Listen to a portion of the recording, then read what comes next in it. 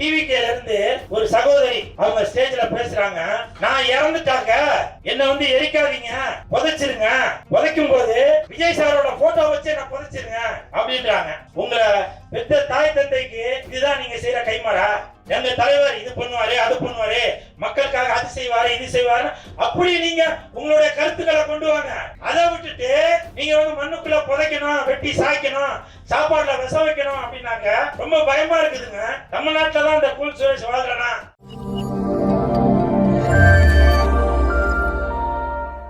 இந்த திரைப்படம் இங்கிலீஷ்ல எழுதி இருக்கிறதுனால எனக்கு படிக்க தெரியல.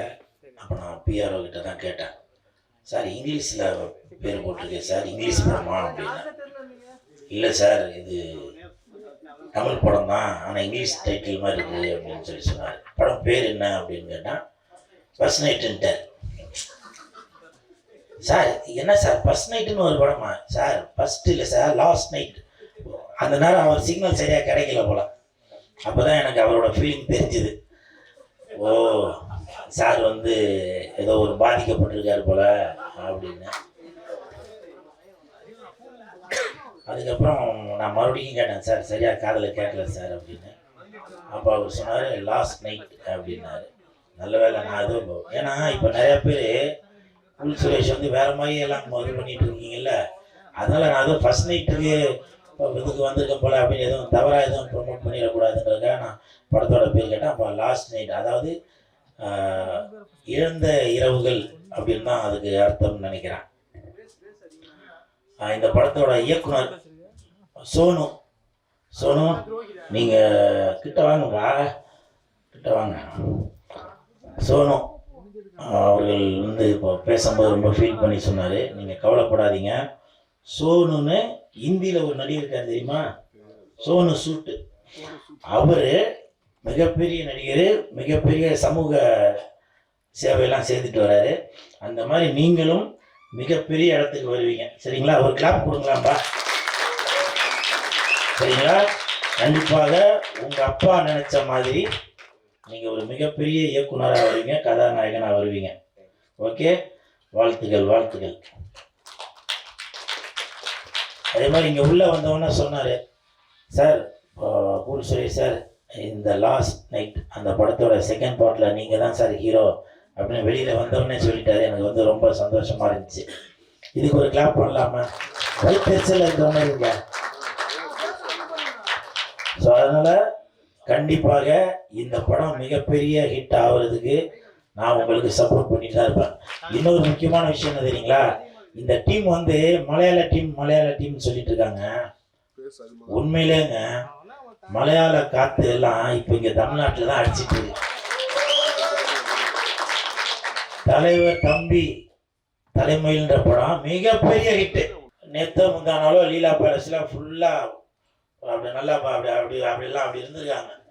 அதே மாதிரி இந்த படத்துக்கும் தம்பி வெற்றி விழாவை நீ லீலா பேலஸ்ல வைக்கிற, பாதி பேர் குடிச்சிட்டு மட்டையாகிறோம். அந்த தலைவர் தம்பி அந்த படத்துக்கு ஈக்குவலா நம்ம குடிக்கிறோம். ஓகே ஓகே சார், சோனுவோட அப்பா சார், நீங்க ரெடியா இருங்க சார், குடிக்கிறதுக்கு இல்லை சார், பையனை பாராட்டுறதுக்கு, சரிங்களா? மிகப்பெரிய ஹிட் ஆகும். அதே மாதிரி மஞ்சுமல் பாய்ஸ் அதுவும் மிகப்பெரிய ஹிட்டு. அதெல்லாம் கோடிக்கணக்கில் பணத்தை வாரி கொடுத்த படம். அது செகண்ட் பார்ட் கூட எடுத்துட்டு இருக்காங்க. இப்போ ஒரு 20 நாளைக்கு முன்னாடி கூட ஒரு மலையாள டீம் ஜாக்கி அந்த ஆடு வச்சு படம் எல்லாம். இப்போ வந்து மலையாள டீமே வந்து தமிழகத்தை வந்து நோக்கி படையெடுக்கிறாங்க அப்படின்னாக்க, அப்ப தமிழகத்துல மிக சிறந்த ஆளுமைகள், மிகப்பெரிய நடிகர்கள் எல்லாரும் இங்க இருக்கிறாங்க அப்படின்னு தெரியுது. கூல் சுரேஷை பார்த்தா தெரியுது. அப்படியே சூப்பர் சூப்பர், வாழ்த்துக்கள்.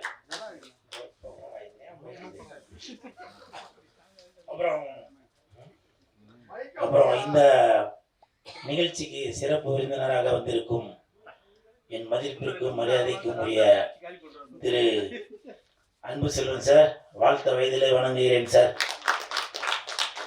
நான் சும்மா பெருமைக்காக சொல்ல, மேடைக்காக சொல்ல, உண்மையிலேயே என் தாய் தந்தைக்கு பிறகு என்னை வந்து இப்போ வரைக்கும் அவரோட குரூப்ல சிறுபட தயாரிப்பாளர் சங்கத்தில் என் மீது ஒரு அக்கறை வச்சு டெய்லி ஒரு மெசேஜ் போட்டுட்டே இருக்காரு.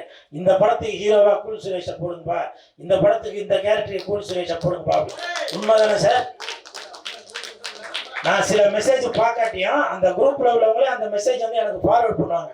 கூல் சுரேஷை பயன்படுத்துங்க, இன்னைக்கு வந்து கூல் சுரேஷ் வந்து அவ்வளோ பிரபலமாக இருக்கிறாரு, நீங்கள் வந்து ஒரு கோடு மட்டும் போட்டிங்கன்னா தேட்டர் வரைக்கும் ரோடு போடுவார் அப்படின்னு. ஸோ அந்த அளவுக்கு என் மீது பாசமும் நேசமும் வைத்துள்ள சிறுபட தயாரிப்பாளர் சங்கத்தின் தலைவர் திரு அன்பு செல்வன் ஐயா அவர்களுக்கு என் மனமார்ந்த நன்றி. உங்களை மாதிரி நல்லவங்க வந்து வாழ்த்தினாதான் இந்த மாதிரி சின்ன படங்கள் மிகப்பெரிய ஒரு வெற்றி அடையும் அப்படின்றது என்னுடைய நம்பிக்கை. செல்வத்துள் செல்வம் செவிச்செல்வம் அச்செல்வம் எல்லாமே தமிழ் செல்வம். உங்களுக்கு அன்பு செல்வம், உங்களுக்கு மனமார்ந்த வாழ்த்துக்கள். இந்த சிறுபட தயாரிப்பாளர் சங்கத்துல நான் உறுப்பினரா இருக்கேன். உள்ளே செல்லாதீர்கள் அந்த படத்தோட இயக்குனர் இளையராஜா அவர்கள், அவரும் உறுப்பினரா இருக்காரு. உள்ளே செல்லாதீர்கள் படத்தோட தயாரிப்பாளர் முத்து மனோகர் அவர்கள், அவரும் உறுப்பினரா இருக்காரு. அப்போ இன்னைக்கு நான் இந்த அளவுக்கு வந்திருக்கேன் அப்படின்னாக்க அதற்கு மிகப்பெரிய ஒரு முக்கியமான காரணம் அன்பு செல்வன் சார் தான். அதுல மாற்று கருத்து தயவு செஞ்சு ஒரு கிளாப் கொடுங்க. அதே மாதிரி சிறப்பு விருந்தினராக வந்திருக்கும் சுரேஸ்வர் சாருக்கு மனமார்ந்த வாழ்த்துக்களையும் நன்றிகளையும் தெரிவித்துக் கொள்கிறேன். அப்புறம் மேடம் மதுவந்தி மேடம், அவங்க வந்தது எனக்கு அவங்கள விட ஓஜி மகேந்திரன் சாரே வந்து என் பக்கத்தில் உட்காந்துருக்க மாதிரி ஒரு பெரிய லெஜண்ட். அவங்க என் பக்கத்தில் உட்காந்துருக்க மாதிரி எனக்கு அப்படி ஒரு பிரமிப்பு. நான் ஒரு 3 மாசத்துக்கு முன்னாடி மதுவந்தி மேடமோட ஒரு இன்டர்வியூ ஒன்று பார்த்தேன். சூப்பர் ஸ்டார் அவர்கள் நடித்த முத்து அந்த படத்துல மீனா மேடமுக்கு பதிலாக நம்ம மதுவந்தி மேடம் தான் நடிக்க வேண்டியது அப்படின்னு சொல்லி அவங்களே ஒரு பேட்டியில சொல்லியிருந்தாங்க. அவங்களும் மீனா மேடமும் நல்லா நடிச்சிருக்காங்க. இவங்களும் நான் ஒரு கற்பனை பண்ணி தான் பார்த்தேன். தில்லானா நீ தித்திக்கின்ற தேனா திக்கி திக்கி நெஞ்சில் தில்லானா, ஒரு இமேஜினேஷன் பண்ணி பாருங்களேன். ஒரு கதாநாயகி. அதே மாதிரி குழுவால் இல்லே முத்து மலர்ந்தோ அந்த பாட்டெல்லாம் யோசிச்சு பாருங்க எப்படி இருக்குன்னு. முத்து விடுங்க, எனக்கு தெரிஞ்சு அவங்க படையப்பா படத்துல கூட மதுவந்தி மேடம் அவர்கள் படையப்பா படத்துல கூட அவங்க சௌந்தர்யா மேடமுக்கு பதிலாக கூட நடிச்சிருக்கலாம். ஏன் படையப்பா படத்துல வர நீலாம்பரிக்கு பதிலாக கூட நடிச்சிருக்கலாம். அவங்க மிகப்பெரிய ஒரு ஸ்டேஜ் பெர்ஃபார்மர். நான் சில இதுல எல்லாம் பார்த்தேன். நானு அவங்க அந்த கண்ணுலாம் அப்படி பண்ணுவாங்க பாருங்க. அந்த நடனத்துக்கு பேர் எனக்கு தெரியல. அப்படிலாம் அப்படி பண்ணுவாங்க. அப்படி சும்மா அப்படியே ஒரு பிரமிப்பா இருக்கும். அந்த நான் செல்போன்ல தான் பார்த்தேன். அதை மேடையில பார்க்கறதுக்கான குறிப்பான எனக்கு கிடைக்கல. மேடம் அடுத்த நிகழ்ச்சிக்கு என்னை கூப்பிடுங்க மேடம், நான் கண்டிப்பா வருவேன். நான் கண்ணெல்லாம் அப்படி பண்ணுவாங்க. அப்படியே ஒரு பிரமிப்பா இருக்கும். அந்த கதகளி அந்த மாதிரி எல்லாம் பார்க்கும்போது எப்படி இருக்கும், அந்த மாதிரி ஒரு பிரமிப்பா இருக்கும். மின்சார கண்ணா என் மண்ணா அப்படி அப்படி அப்படி எப்படி இருக்கும், அந்த மாதிரி ஒரு பிரமிப்பு இருக்கும். அவங்க இந்த லாஸ்ட் நைட் இந்த படத்தை வாழ்த்த வந்ததுக்கு என் மனமார்ந்த நன்றிகளை தெரிவித்துக் கொள்கிறேன். அப்புறம் இந்த படத்தோட பிஆர்ஓ ஏன்னா எங்க அன்பு செல்வன் சார் தான் சொன்னார் இந்த மாதிரி பிஆர் ஒருத்தர் பேசுவார் அப்படின்னு. நான் ஒருத்தர் சொன்ன அந்த மாதிரி உடம்பு முடியல சார், தொண்டையெல்லாம் ஒரே வழி, இன்னுமே இது பண்ண முடியல, த்ரோட் பெயின் அப்படின்னு சொன்னேன். அப்போ அவர் வந்து அன்பு செல்வன் சாரும் சரண் சாரும் சொன்னாங்க, இந்த மாதிரி இது வந்து ஒரு சின்ன டீமுங்க, உங்களை மாதிரி ஆளுங்க தாங்க வந்து சப்போர்ட் பண்ணணும் அப்படின்னு. நான் அப்போதாங்க நினைச்சேன், பெரிய பெரிய படங்களுக்கு சப்போர்ட் பண்றதுக்கு மிஸ்கின் சார் இருக்காரு, வெற்றிமாறன் சார் இருக்காரு, விஜய் சேதுபதி இருக்காரு. சின்ன படங்களுக்கு அன்பு செல்வம் சாருக்கு அந்த கூல் சுரேஷ் இருக்கான், மதுவந்தி மேடம் இருக்காங்க, சுரேஷ் இருக்காரு, கரண் இருக்காரு. என் பேரை மாத்தி சொன்ன இந்த தங்கச்சி இருக்கு. மூஞ்ச காமிச்சு போவா. தாவேகா டிவிகேவோட 3ஆம் ஆண்டு மூன்றாம் ஆண்டு என்னதுவா? பாத்தீங்களா, இதுதாங்க மதுவந்தி மேடம்ன்றது. அவங்க வேற ஒரு கட்சியை சேர்ந்தாலும் அவங்க டக்குன்னு அந்த டிவிகே கட்சியை எடுத்து கொடுத்தாங்க பாத்தீங்களா? இதுதாங்க, இதுதான் இல்லவா வைஜி மகேந்திரன் சாரோட வளர்ப்புன்னு சொல்றேன். புரியுதுங்களா? இந்த டிவிகே அந்த கட்சி ஆரம்பிச்சு 3 ஆண்டு நிறைவு பெற்றிருக்கு. அதற்காக இன்னைக்கு விழாலாம் கொண்டாடினாங்க. விஜய் சாருக்கு என் மனமார்ந்த வாழ்த்துக்கள். அப்புறம் என்ன, மைக்கு கிடைச்சிருச்சு, வெளியே கொளுத்தி போட்டலாமா? இப்போ இந்த டிஜிட்டல் வந்ததுனால ஒண்ணுமே பண்ண முடியல. யாரு நல்லவங்க கெட்டவங்க எதுவுமே தெரியல. ஏன்னா எல்லாருமே அவங்கவுங்க மாணவரே பேச ஆரம்பிச்சிட்டாங்க. நேத்து டிவிகேல இருந்து விஜய் சாரோட கட்சியில இருந்து ஒரு சகோதரி அவங்க ஸ்டேஜ்ல பேசுறாங்க. நான் இறந்துட்டாக்க, எப்படி நான் இறந்துட்டாக்க என்ன வந்து எரிக்காதீங்க, புதைச்சிருங்க, புதைக்கும் போது விஜய் சாரோட போட்டோ வச்சு என்ன புதைச்சிருங்க அப்படின்றாங்க. என்னங்க இது? உங்களை பெற்ற தாய் தந்தைக்கு இதுதான் நீங்க செய்யற கைமாறா? இப்ப நான் கூட தான் லெஜண்டோட போட்டோ போட்ட டிஷர்ட் போட்டுட்டு வந்திருக்கேன். மாநில செயலாளர் சுதாகர் கொடுத்த டிஷர்ட் இது, நான் போட்டுட்டு வந்திருக்கேன். நாளைக்கு நான் இறந்துட்டாக்க இந்த டிஷர்ட்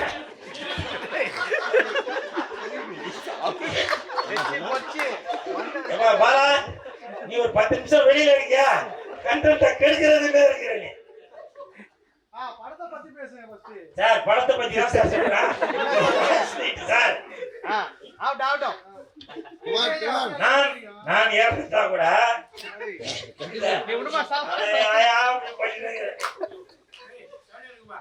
இந்த டிஷர்ட்டை போட்டு என்ன வந்து போச்சுறீங்களா?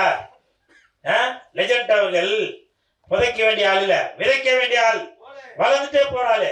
அப்படி இருக்கும்போது நீங்க விஜய் சாருக்கு சப்போர்ட் பண்ணணும் அப்படின்ற ஒரு எண்ணம் இருக்கும்போது நீங்க எப்படி ஒரு பொது மேடையில எப்படி பேசணும்?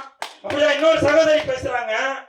என் வீட்டுல வந்து 9 ஓட்டு இருக்கு, 9 ஓட்டு போடலன்னா நான் சாப்பாட்டுல விஷத்தை வச்சு கொண்டுருவேன். இது பரவாயில்ல.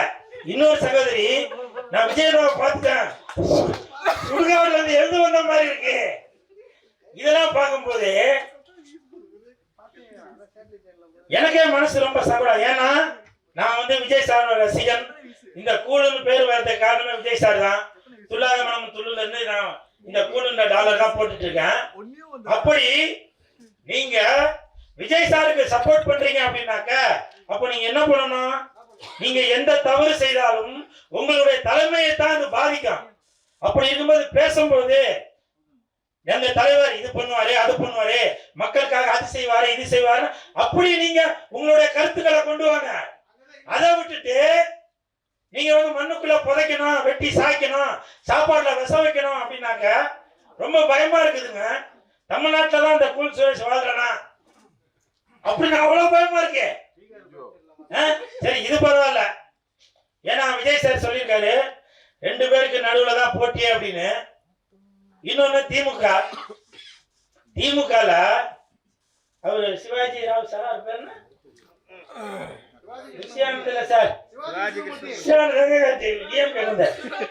சிவாஜி கிருஷ்ணமூர்த்தி சார், அவர் வந்து ஒரு கெட்ட வார்த்தையை போட்டு அப்படி பேசுறாரு. எவ்வளவு பேர் இருக்கிறாங்க. அப்படி பேசும்போது அங்க உள்ளவங்க கைத்தட்டி ரசிக்கலாம். ஆனால் உங்களுடைய தலைமைக்கு அது கெட்ட பேரை உண்டாக்கும்ல. நிறைய பேர் இங்க நான் பேசுறத சிரிச்சு என்ன டைவர்ட் பண்ணிட்டாங்க. ஆனா இது சிரிக்க வேண்டிய விஷயம் இல்ல, சிந்திக்க வேண்டிய விஷயம்.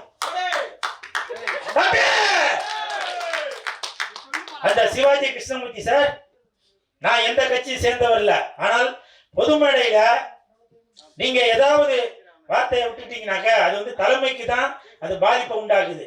அதை நான் இந்த லாஸ்ட் நைட் படத்துல நான் வந்து இந்த ஆடியோ ரிலீஸ் ஃபங்க்ஷன்ல இதை நான் வந்து உறுதிப்படுத்தணும் அப்படின்றதுக்காக சொல்ல வரேன். நீங்க செய்யற தவறு உங்க தலைமையை பாதிக்காத மாதிரி பாருங்க.